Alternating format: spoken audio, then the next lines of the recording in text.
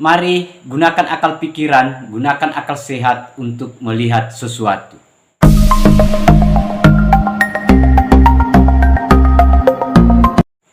Assalamualaikum warahmatullahi wabarakatuh. Salam sejahtera untuk kita semua. Salam demokrasi dan salam pluralisme. Oke, jumpa lagi sahabat-sahabat di Rahmat Channel. Nah, kali ini sahabat-sahabat itu dari kemarin kita dihebohkan adanya sekelompok orang atau ada orang yang mencoba, bukan lagi mencoba, tapi mengganggu orang yang lagi beribadah, yaitu di Bandar Lampung. Kalau kita telusuri di media, ternyata ini adalah seorang kepala RT di Bandar Lampung, sahabat-sahabat. Nah, kita miris dengan kejadian ini, sahabat-sahabat, karena ini betul-betul merusak kebinekaan yang ada di Indonesia, dimana kita sudah tahu bahwa kita beraneka ragam suku dan agama yang berbeda-beda, tetapi ini dicederai sahabat-sahabat dengan mereka Pak RT ini masuk di gereja untuk melakukan pembubaran. Ternyata setelah kita baca di media bahwa Pak RT melakukan tindakan ini itu karena katanya bahwa itu tidak ada izin. Tetapi saya kira apa yang dilakukan Pak RT ini, alasan soal izin, soal orang yang beribadah, itu tidak bisa diterima secara akal pikiran. Bahwa hanya karena persoalan izin orang beribadah lantas diselesaikan dengan menghalangi orang untuk melakukan ibadah ritualnya, sahabat-sahabat. Untuk lebih lengkapnya sahabat-sahabat, saya akan bacakan beritanya ya. Ini dari Detik News. Nah, teman-teman, Detik News itu mengangkat berita dengan judul PGI kecam pembubaran ibadah gereja di Lampung, singgung arahan Jokowi. Nah, itu beritanya sahabat-sahabat. Ini betul-betul ya. Jamaat gereja Kristen Kemah Daud di Bandar Lampung dilarang beribadah di dalam gereja oleh ketua RT dan warga setempat. Persekutuan Gereja-Gereja di Indonesia atau PGI mengecam keras aksi penghentian ibadah secara paksa dan provokatif tersebut. Betul itu. Ya, memang sangat provokatif apa yang dia lakukan. Sangat disayangkan bahwa kasus-kasus seperti ini masih terjadi setelah pada Januari 2023. Dalam Rakornas Kepala Daerah 2023 di Sentul, Presiden Jokowi secara tajam mengkritisi pelarangan pembangunan rumah ibadah serta menegaskan bahwa konstitusi menjamin kebebasan beribadah dan beragama. Kata Sekretaris Umum PGI, Pendeta Jack Levin F. Manuputi dalam keterangannya. Jack Levin mengatakan pembubaran secara paksa itu sejatinya bertentangan dengan imbauan Presiden Jokowi. Menurutnya itu juga mencederai amanat konstitusi tentang kebebasan beragama. Kemudian lanjut sahabat-sahabat, penghentian jalannya peribadahan dengan paksa yang dilakukan terhadap jamaat GKKD Bandar Lampung dengan sendirinya bertentangan dengan imbauan Presiden Jokowi, sekaligus mencederai amanat konstitusi yang menjamin kebebasan beribadah dan beragama. Lebih lanjut, dia mengaku paham bahwa ada aturan-aturan yang harus dipenuhi untuk mendirikan rumah ibadah. Namun demikian menurutnya, ketidaklengkapan izin tersebut tidak bisa dijadikan alasan membubarkan secara paksa ibadah di dalam gereja. Itu sahabat-sahabat ya, itu yang kita kutuk sama-sama itu. Sekalipun demikian, ketidaklengkapan izin tidak boleh menjadi alasan untuk menghentikan secara paksa peribadahan yang sedang berlangsung.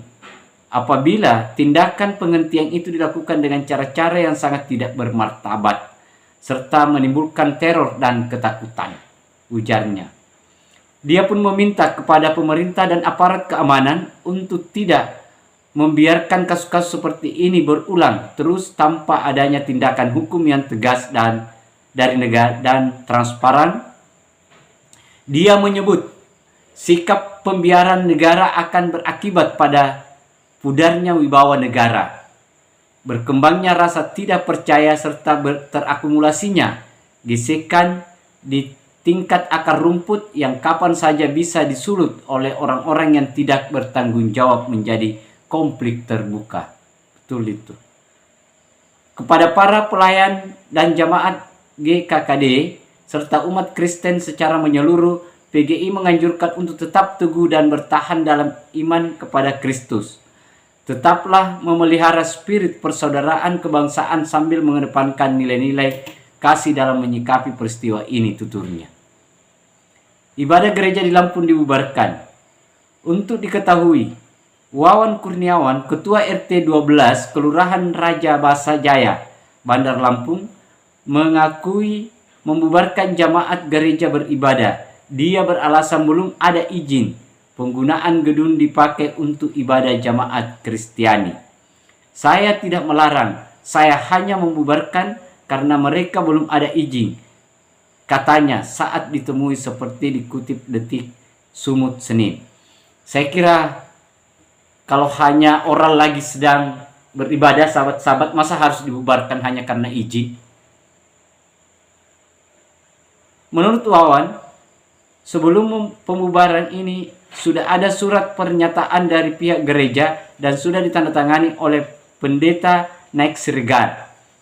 Dia menyebut poin surat tersebut yakni kesepakatan tidak akan menggunakan gedung sebagai tempat ibadah kecuali tempat tinggal. Kesepakatan awal dari pengurus gereja terdahulu bahwa tempat itu bukan untuk ibadah melainkan tempat tinggal.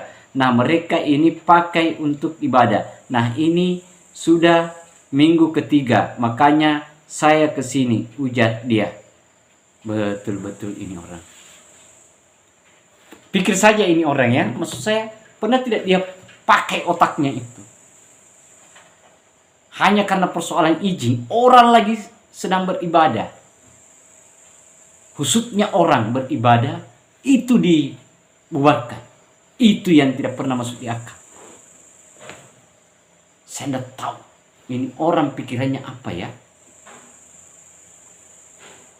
Hanya karena izin, aturan, padahal orang beribadah. Bukan soal izinnya. Ini persoalan peribadatan. Lagi orang beribadah.